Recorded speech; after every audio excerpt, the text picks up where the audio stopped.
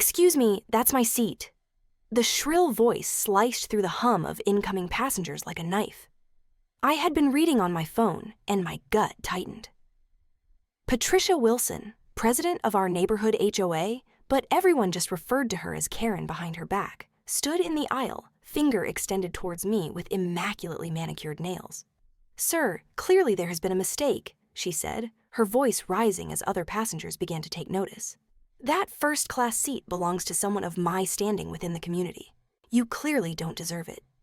The flight attendant next to her nodded increasingly uncomfortably as Patricia folded her arms over her designer blouse and began to tap her foot with authority. I took a deep breath. This was to be a special trip, a birthday surprise I'd been planning for over 6 months. And now Patricia, Karen, was going to spoil it before we even got on the plane. "Ma'am, I need to have you find your seat assignment," the flight attendant insisted, though she was still friendly. "We have to move forward with boarding." Patricia's face became serious. "Do you recognize me? I'm the president of Sunnyvale Estates Homeowners Association." "I don't need to be in economy class with ordinary people," she asserted, waving contemptuously at the back of the plane, her gaze locked on me. "This man has been nothing but trouble in our community. He doesn't deserve special treatment." Ah yes, trouble. Presumably a reference to the mailbox incident of 3 months ago. Patricia had tried to fine me $200 for having painted my mailbox navy blue instead of the HOA-approved midnight blue. The color difference was virtually undetectable, but she made a personal crusade out of it. The board eventually overturned her, which only fueled her vendetta. "Sir, is this your assigned seat?" the flight attendant asked, pointing to my ticket. "Affirmative, 3A, bought it months ago," I said, extending my boarding pass. She glanced at Patricia.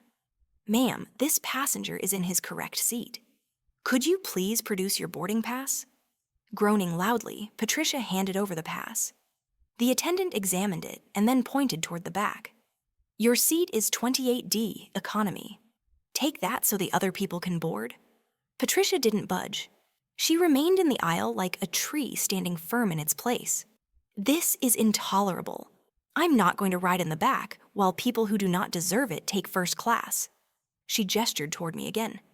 "Did you know he installed unauthorized solar panels? He's a danger to property values." Passengers around us were openly staring now, some recording the scene on their phones. The last thing I wanted was a viral clip with me and the HOA queen. Patricia spoke to me, lowering her voice just enough to be courteous.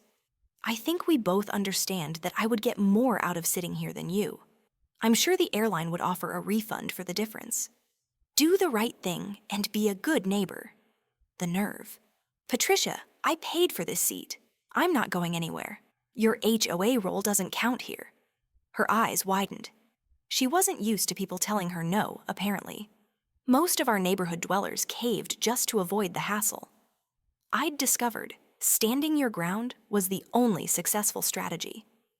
"Do you know how many strings I had to pull just to get on this flight?" she whispered in a tight voice. "I'm speaking at a leadership conference. Successful community leadership, in fact. The irony of your being here is stunning." Another flight attendant approached, drawn by the commotion. "Is everything all right here?" she asked. "Yes," Patricia cried, taking advantage. "This fellow is in my seat. Your guy is clearly confused. I have a connection to make. Can we just resolve this?"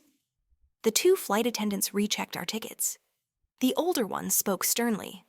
"Ma'am, your seat is in row 28. This passenger is seated correctly in 3A. Move now, or the captain will have to call." Patricia's face twisted in outrage. "This is discrimination. I'm a platinum member of your partner airline. I have to talk to the captain." The aisle was completely blocked. A voice came from behind us. "Lady, just sit down. We all want to leave on time." There were nods of agreement interspersed around. Patricia spun around, her eyes scanning the cabin. "Who said that? Do you know who you're talking to?" "Ma'am," the older attendant said back, voice harder now, "this is your last warning. Sit in your own seat, or we will call the captain, and you might be removed from the flight." Patricia hesitated for a moment. And then, in a movement nobody anticipated, she plopped down into the empty seat beside me. "My wife's seat," I muttered. I am not moving, she said with a self-satisfied smile. I paid for a ticket and can sit wherever I want. Maybe your little wife got bumped. The attendant softly radioed the cockpit. Captain, we have an issue in first class. One passenger will not seat and has taken an adjacent passenger's seat. While we waited, Patricia came in close with a saccharine smile. You know, all of this can go away if you just apologized. Tell the HOA that you've been taunting me. Do some community service hours for the HOA. We can call it even. Patricia, I said, none of this has to do with the neighborhood. This is about you wanting to take a seat that isn't yours. The captain boarded. He looked exactly the kind of guy you'd picture, grave, worn, and utterly unflappable.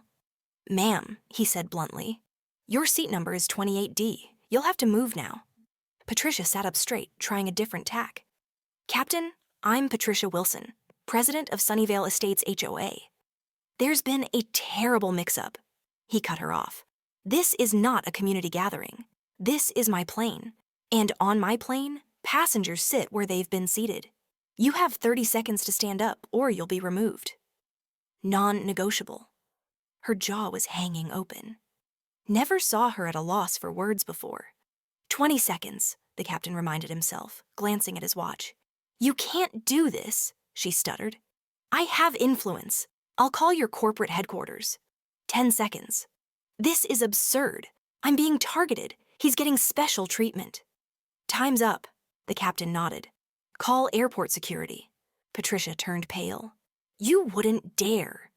Watch me, he said, methodically retracing his footsteps to the cockpit. 5 minutes went by before 2 officers arrived. Ma'am, you need to come with us.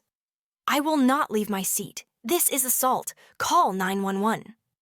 One of the officers rolled his eyes. We're police, ma'am. Don't make this worse. She hugged the armrests as if they were life preservers, shrieking and thrashing. This is battery. You'll be sorry. I'll visit your home every day. I'll discover all the infractions. As they dragged her off in handcuffs, the cabin burst into applause. I leaned back in my seat, exhaling heavily as my wife materialized at my elbow, looking stunned. Was that Patricia from the HOA?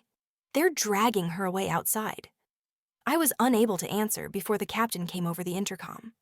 Passengers, apologies for the delay. A seating disturbance had to be settled. Flight attendants, prepare for departure. While we taxied, my phone called. I had a new email from the HOA. Subject, emergency board meeting, removal of HOA president. Embedded, a video of Patricia's meltdown aboard the plane that had gone viral. 2 weeks later, she was charged with disorderly conduct, interference with flight operations, and resisting arrest. She could be fined $5,000 and sentenced to probation. Oh, and she was voted off the HOA board unanimously. I stood there watching her being led out of the boardroom, clutches her designer purse, mascara streaming down her face, as I couldn't help but think, sometimes karma doesn't even wait until arriving.